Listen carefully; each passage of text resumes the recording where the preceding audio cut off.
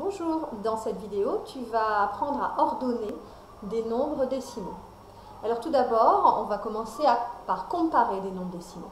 Alors comparer des nombres décimaux, c'est rechercher si des nombres sont égaux, différents, s'il y en a un plus grand, plus petit. On va utiliser des symboles suivants. Ce symbole-là signifie est égal à. Le symbole d'un symbole égal rayé, barré, signifie n'est pas égal à ou est différent de. Le symbole ici signifie est supérieur à et celui-là est inférieur à.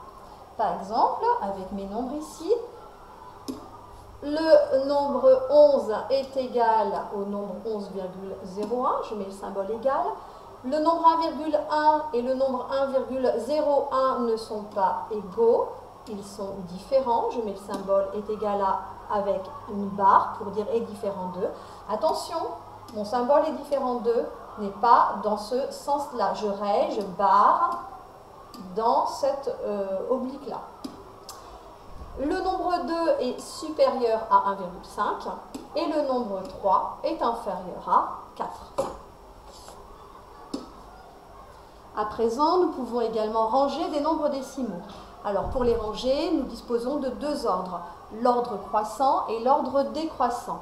Eh bien, l'ordre croissant, c'est du plus petit au plus grand. C'est facile de s'en souvenir puisque toi, tu es en pleine croissance, c'est-à-dire que tu grandis.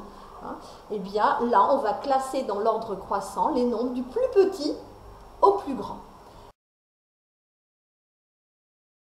Dans cette liste, le plus petit, c'est 0,5. Je vais l'écrire en premier. Et puis, je vais placer le symbole « est plus petit que » pour placer ensuite le deuxième.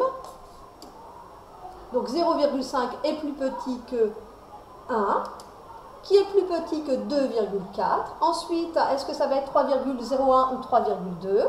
Eh bien, ça va être le plus petit entre 3,01 et 3,2, c'est 3,01. Puisque là, il y a 0 dixième, alors qu'ici, j'en ai 2. Voilà, donc j'ai rangé cette liste de nombres dans un ordre croissant. De la même façon, pour ranger la liste de nombres ici dans l'ordre décroissant, eh bien, je vais commencer par le plus grand. Je vais chercher le plus grand.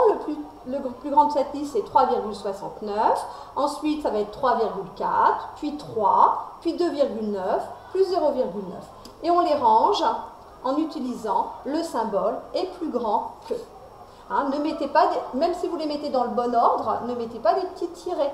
Là, j'ai mis des tirets pour présenter les nombres, donner une liste. Mais ensuite, quand on les range du plus petit au plus grand, on met bien le symbole est plus petit que. Et du plus grand au plus petit, le symbole est plus grand que.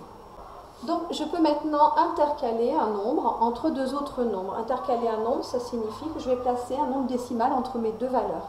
Donc ici, si je veux intercaler un nombre décimal entre 6 et 7, j'ai le choix. 6,1, 6,2, 6,3, 6,9, 6,11, 6,12, etc.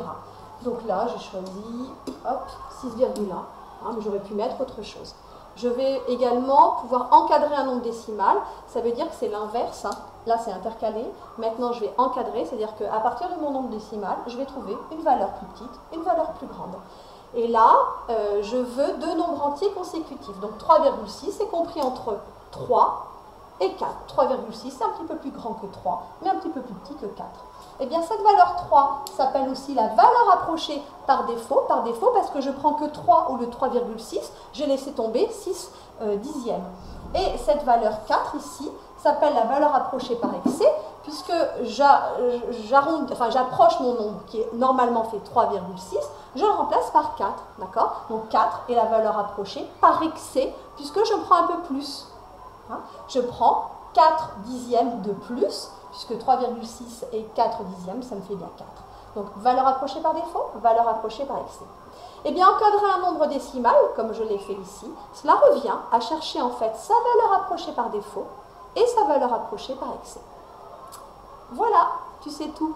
Au revoir.